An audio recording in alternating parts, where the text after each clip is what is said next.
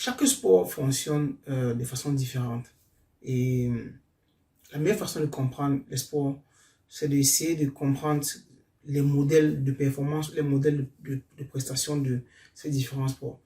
Donc, dans cette vidéo, je vais parler exclusivement des modèles de performance ou de prestation.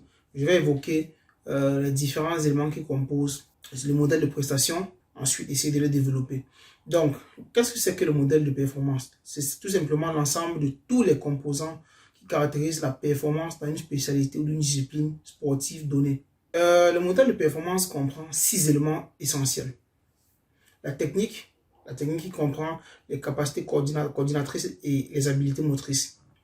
Les capacités conditionnelles, les capacités technico-cognitives, les capacités sociales, les capacités psychiques et les facteurs de prédisposition. Donc voilà les 6 éléments qui permettent de pouvoir définir, de pouvoir comprendre, de pouvoir analyser chaque discipline sportive. Quels sont les objectifs? Pourquoi est-ce qu'on parle d'un modèle de performance? À quoi ça nous renvoie? Alors, premier objectif, c'est d'abord de comprendre les éléments d'une performance. Ensuite, identifier quels sont les 16 éléments de base en termes de quantité et de qualité. Savoir définir le poids spécifique de ces éléments dans chaque discipline sportive. Ensuite, être capable de prévoir et d'anticiper la performance. Planifier l'entraînement. Et enfin, entraîner sur le terrain en appliquant bien évidemment les différentes théories et en limitant les risques. Voilà les objectifs du modèle de prestation. Je vais parler de la technique. Je vais développer la technique d'abord.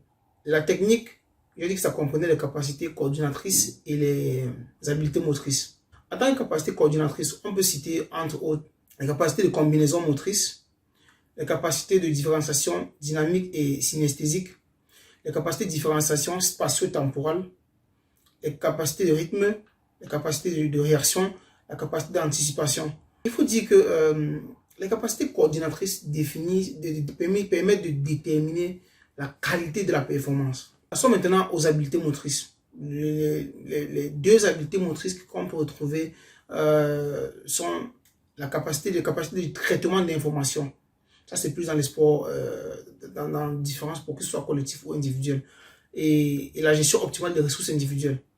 J'aimerais faire la différence entre les capacités motrices et les habiletés motrices. Les capacités motrices, c'est quoi? Ce sont les prérequis fonctionnels du mouvement présents chez tous les individus et qui se manifestent à des niveaux de performance individuellement différents. Les habiletés motrices sont les prérequis fonctionnels à la performance. Il faut dire que les habiletés motrices représentent les formes visibles du mouvement, tandis que les capacités motrices représentent les formes invisibles, bref, qui ne sont pas directement visibles. Deuxième point, capacité conditionnelle. On a la force, la rapidité, la vitesse et aussi la mobilité articulaire. En ce qui concerne la force, on peut avoir la force maximale, la force rapide. La force rapide peut être explosive ou élastique. Et on a aussi la force résistante. En ce qui concerne la rapidité, on a la rapidité cyclique et la rapidité acyclique. Pareil pour la vitesse. On a la vitesse cyclique et la vitesse acyclique. On a aussi l'endurance. L'endurance peut être soit aérobie, soit anaérobie, soit mixte. Disons qu'il y a un mélange entre tous ces différents éléments et la performance est le résultat de l'intégration correcte de toutes ces différentes capacités conditionnelles. Tout à l'heure, j'ai dit que la technique permettait de déterminer la qualité de la performance. Sachez que les capacités conditionnelles permettent de déterminer la quantité de la performance. Une fois que j'ai dit ceci, je vais faire rapidement la différence entre la rapidité et la vitesse. La rapidité, c'est quand un individu en fait déplace une partie de son corps. On peut être rapide parce qu'on déplace vite sa main ou son pied. Et maintenant, la vitesse, c'est quand un individu se déplace avec l'entièreté de son corps. Tout à l'heure, j'ai parlé d'endurance, j'ai parlé d'aérobie et d'anaérobie. C'est important pour moi de pouvoir revenir sur cette terminologie en parlant en évoquant les différents types de mécanismes métaboliques. Alors, on a 3 types de métaboliques. On a le mécanisme anaérobique lactique, on a le métabolisme anaérobie lactique, on a le métabolisme aérobique. En ce qui concerne le premier, qui est le métabolisme anaérobique lactique, c'est un métabolisme qui soutient un exercice de courte durée à haute intensité. Les exercices qui vont entre 5 et 6 secondes. Et c'est un mécanisme qui intervient aussi dans les changements d'intensité au sein de l'exercice. Le mécanisme anaérobique lactique, c'est un mécanisme qui soutient les exercices de durée moyenne à haute intensité, dont les exercices qui peuvent aller de 0 jusqu'à 40 secondes. Ce mécanisme aussi intervient lorsque l'intensité du travail dépasse le seuil du champ d'intervention du mécanisme aérobique. Passons maintenant au dernier type de mécanisme qui est le mécanisme aérobique, qui a plusieurs, qui a plusieurs fonctions. Déjà, ça soutient la vie végétative, ça intervient dans l'augmentation de l'intensité d'exercice du métabolisme basal jusqu'au seuil du mécanisme anaérobique lactique. Quand on fait un exercice, le plus souvent, dès que l'exercice finit, on a ce qu'on appelle, on a du mal à respirer. Et ce moment-là, ça s'appelle la dette d'oxygène. C'est quoi la dette d'oxygène? C'est la quantité d'oxygène qui doit être fournie à l'organisme après un effort qui a nécessité l'intervention des mécanismes énergétiques anaérobiques. C'est-à-dire les mécanismes dans lesquels il y a eu la production d'énergie sans intervention de l'oxygène. J'ai évoqué le premier point dans les éléments qui comprennent le modèle de prestation, à savoir la technique qui comprenait les capacités coordinatrices et les habiletés motrices. Le deuxième point, les capacités conditionnelles. Maintenant, je passe au troisième point, qui sont les capacités technico-cognitives.